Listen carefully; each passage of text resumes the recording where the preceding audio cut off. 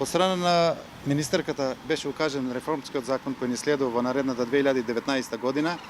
и сите други обврски кои ни следуваат со самиот закон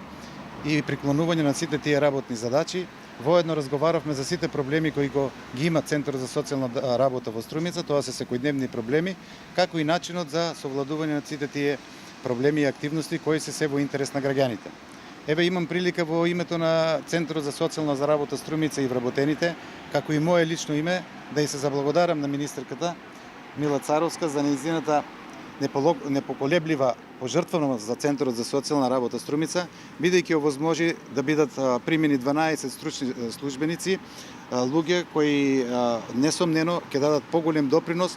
во подобра социјална заштита и можности за подобро решавање на сите проблеми кои ги имаат граѓаните. Имајќи го тоа во предвид, сакам да кажем дека Центарот за социјална работа без овие 12 луѓе беше во фаза на само уништување, односно немаше можности функционално да ги обавува работните задачи, но сепак со овие 12 луѓе сме спремни во можност да ги извршуваме сите работни обврски задачи согласно Законот за социјална заштита. Посебно во Центарот за социјална работа Струмица, кој што со години беше заборавен, навистина кадровскиот потенцијал беше намален, но сега конечно му даваме сила и ветар во грбот на овој Центар за социјална работа со цел да работи посветено и поодговорно кон граѓаните и нивните проблеми, нивните предизвици. Ние не можеме да ги решиме сите проблеми на граѓаните, но важно е да направиме максимум во нивното извлекување од социјални ризици или сиромаштија. Знаете дека целиот систем на социјална заштита е во реформа. Мене ми е важно да ги сретнам сите вработени, да им дадам енергија, да тие може да го дадат својот максимум од 1.1.2019 година,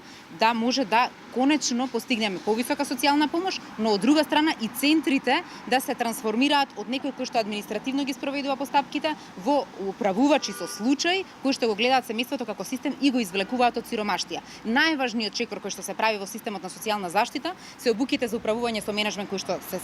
се однесуваат за сите вработени во центри за социјална работа, но и 30% од вработените во агенција. Зошто? Главниот клуч е во тоа да си примателите на социјална парична помош ги вратиме на пазар на труд. Македонија е една од ретките земји каде што имаме огромен број на невработени и прито имаме огромен број на барања за вработување во бизнис секторот, што значи дека конечно треба да стане поврзувањето. А со овој интегриран систем на управување со случај, токму тоа сакаме да го постигнеме и сигурна сум дека со заеднички напори, со нововработените, но и оние кои што имаат искуство и со директори кои што се посветени на работата во центрите за социјална работа, ќе постигнеме со овој реформски пристап подобро за сите граѓани кои што досега живеа во сиромаштија. Дополнително разговаравме и за персоналните асистенти кои што сега се на ниво на програма во 10 општини и даваат одлични резултати. Токму затоа во новиот закон за социјална заштита ги предвидуваме како законско право на секој граѓанин кој што сака да користи персонален асистент во неговото секојдневно живење над 18 години, што значи за социјализација, за работа или за други активности кои што му се потребни во текот на денот.